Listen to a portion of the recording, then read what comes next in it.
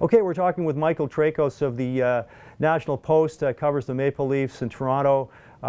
Michael, welcome. Thank you very much for joining us. Hey, thanks, Jim.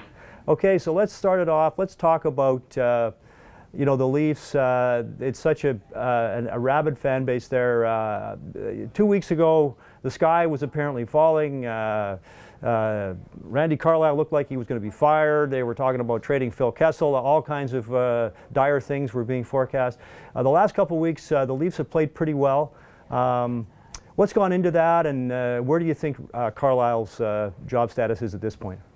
Well, Carlisle's job status has gone from he was going to be fired to now it looks like I wouldn't be surprised if he lasts the whole season, and if based on how they do this season, if he's back again next year, and the whole Mike Babcock coming from Detroit to Toronto talk just completely disappears. It's been that big of a turnaround. And when you're talking about a few weeks ago, they had lost 6-2 to the Buffalo Sabres, and then 2 days later lost 9-2 to the Nashville Predators. Since that point, they've only lost once in regulation. And they've just been a completely different team. And talking to the players, they said it maybe took a rock bottom scenario for them to turn it around, but boy, they've turned it around. They're scoring. I think they're second in the league in goals scored per game. They're getting quality goaltending, and they're really kind of committing themselves to a defensive system that is a bit kind of difficult for them to play on a night-to-night basis, because it depends so much on guys back checking. And when you're talking about guys like Phil Kessel and Nazem Kadri, it's been a slow buy-in from them during their careers. But right now, it seems like from top to bottom, this team is responding. And what was great to see, if you're a Leaf fan, is that the fans have kind of come back. And the other night, they were doing the wave, which is kind of humorous to think in a hockey game that fans would be doing the wave. But the players are appreciating it. And it seems like it's just a big love fest right now in Toronto. Okay, let's talk about a couple of former Canucks on the Leafs roster this year.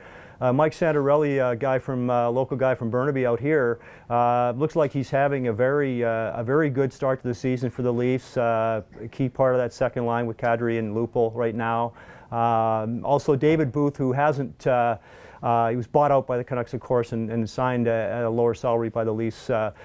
He's been injured, just played a few games. But talk about Santorelli and Booth, please. Yeah, two guys that the Leafs signed at bargain prices. I think Booth is about 1.2 or 1.3 million, and Santorelli is about $1.5 million. And with those guys and Daniel Winnick, who was signed to about $1 million, the Leafs have had great success with those bargain basement deals. And Santorelli in particular, Carlisle called him a huge surprise. He had him basically destined for a fourth line role in Toronto, and he's worked his way up the depth chart and playing on a second line now, really showing an offensive side that I don't think a lot of Leaf fans really expected. Second on the team with 13 assists. And he's been that guy that they can use on the wing. They can use at center. Right now he's on the wing, and he's been hugely productive for them. And like I said, just a great surprise. And the speed that he's brought to the lineup really seems to mesh in well. With Booth, because he missed so many games, it's been a tougher read as to what kind of role he's going to be playing. And he finds himself on the fourth line now, but it's going to take maybe an injury or two for him to kind of work his way up the depth chart. But another guy that it seems like there's quite a lot of potential for him. It's just a matter of will he get the opportunity, or just waiting for that opportunity. Of course, the Canucks visit the Air Canada Centre on Saturday as part of their long road trip that they're on. Put it into perspective for us. What is a visit from the Canucks? Obviously, another Canadian team, but I mean a team that the Leafs don't play that much over the course of a season. What does that mean to fans there? Is it a big deal? I know it's a big deal when the Leafs come out to Vancouver, but it's probably a different type of scenario out here than it would be back there. Put that into perspective and talk about how the Leafs may strategically look at the Canucks, and obviously the Sedins have had a great start. How they might line up against them.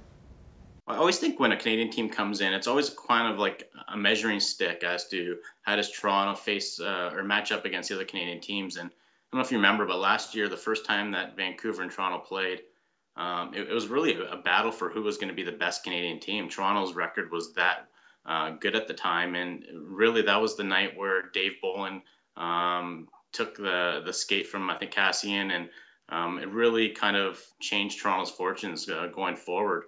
I don't know if it's going to be as quite of big of a matchup, But, anytime Vancouver comes in, it's always a big deal. And how do they face the Sedin twins? Well, that's kind of been the challenge for Toronto this year. They don't have the greatest top six in terms of defense core. So it's going to be really on Dion Phaneuf and Cody Franzen to handle those two guys. And I think any kind of opposing defense will tell you that that's a handful on most nights.